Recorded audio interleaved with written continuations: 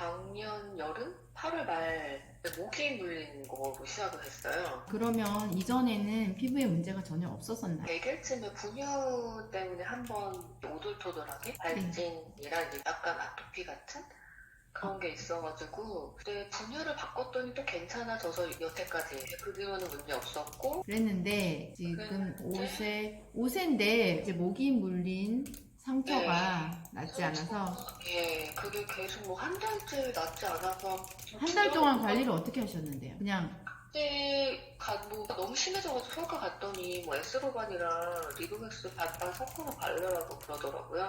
한 며칠 발랐는데 이게 차도가 없어서 바르다 말았어요. 네, 바르다 말았는데 그게 또 2차 감염이 돼가지고 병원에 갔더니 항생제랑 리도맥스를 바르지 말고 그냥 에스로반만 바르라고 그러더라고요.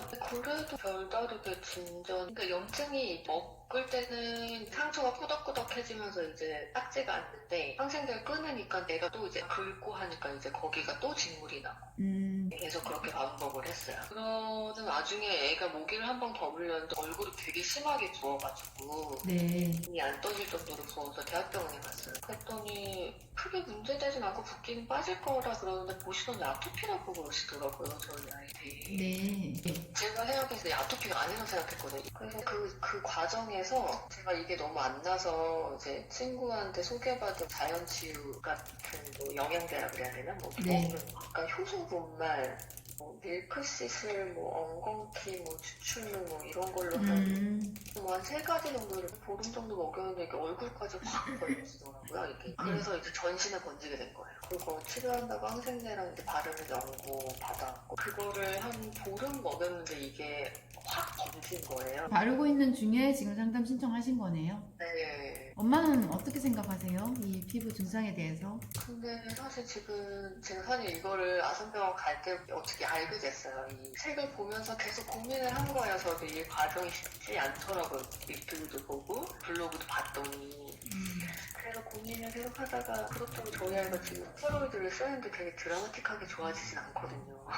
그러니까 좀 이게 답이 아닌 것 같아가지고 이거를 언제까지 발라야 되나 싶게는 벌써 이게 6개월이 됐더라고요. 저거를 계속 바른다고 될 게 아닌 것 같아가지고 뭐 상담을 좀 받아보고 싶어서 네, 남기게 된 거예요. 지금 말씀해주신 거 안에 답이 다 들어있거든요. 그래요? 이렇게 될 수밖에 없었던 과정들을 설명을 좀 해드리고요. 이 아이의 피부가 그러니까 엄밀히 따지면 아토피가 맞기는 해요. 지금까지는 괜찮다가 그럼 왜 이제 나타나나? 그런데 아토피는 그럴 수 있어요.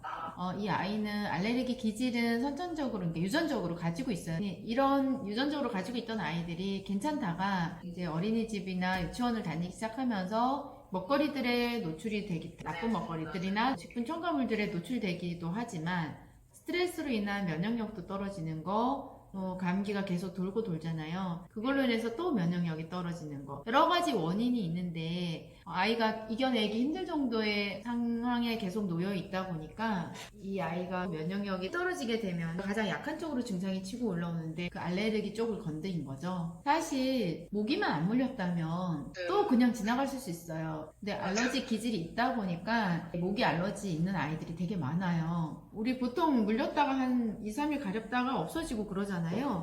그런데 아토피가 있는 아이들은 거기가 팅팅 부어요.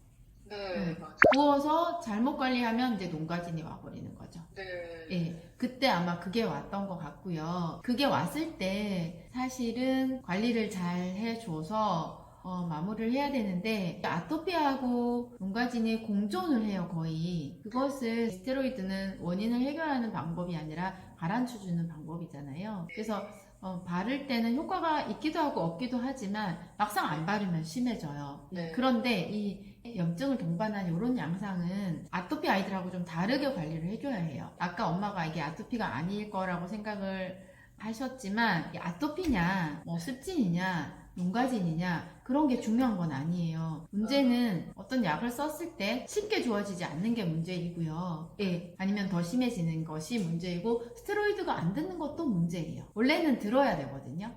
그런 와중에 이제 토탈 알러지 결과를 보면 수치가 높은 걸 봐도 이 아이는 알레르기로 기인한 이 증상이구나. 결국은 이제 아토피인 거죠. 근데 이제 중요한 거는 한 번의 원인으로 인해서 이렇게 확 심해져서 계속 아토피로 고생하는 사람들이 많거든요. 어떤 케이스는 뭐 지금까지 아무렇지도 않고 괜찮았는데 안 먹던 견과류를 먹고 확 올라왔는데 그때부터 아토피가 시작한다거나 한 번에 심해지는 계기는 와요. 그래서 결국은 이것도 완정에서는 아토피에 준해서 관리를 하시면 되는데 약간 다른 아이들 아토피 관리하는 거하고는 좀 달리 해줘야 돼요. 좀 안타까운 게 처음에 바로 오셨으면 6개월 동안 막 약을 이렇게까지 쓰지 않고 오셨으면 조금 더 쉽게 잡을 수 있는 것을 사실 스테로이드를 뭐 리도맥스든 락티케어든 약한 등급이라 하더라도 그 바른 것에 대한 대가를 치러야 돼요.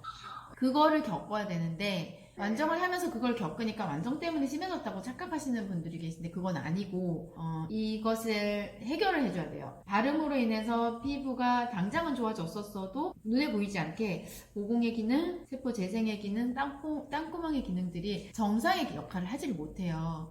그래서 아토피 부위나 습진이나 약으로 가라앉히면 자연적으로 쉽게 잘 안 가라앉는 이유가 그거거든요.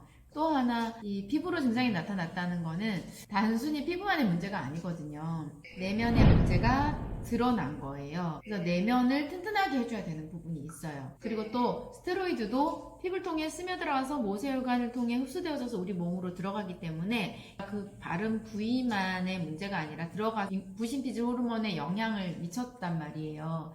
그러니까 완정을 할 때 그 스테로이드 영향 받았던 몸이 난리가 날 거거든요. 다른 피부로 이제 확 올라왔을 때 또한 해결을 해줘야만 계속 올라오는 악순환의 반복이 끊어지고 또 좋아지지 않는 이 문제가 해결이 되기 시작해요. 그래서 결국은 어떤 문제로 인해서 약을 썼지만 이 약에 의해서 제2의 제3의 문제가 생기게 되는 그런 형태로 가는 것이 아토피나 스테로이드의 문제점이에요. 물론 정말 꼭 써야 될 때는 써야 하긴 하지만 쓰지 않고 버틸 수 있으면 방법이 있다면 하는 게 제일 우선으로 좋고요. 이왕 써버렸다면 다시 정상의 기능으로 돌아가기 위해서 쓴 것에 대한 처리를 해줘야 되는 부분이 있어요. 그것을 완정으로 진행을 하게 되는 거고요.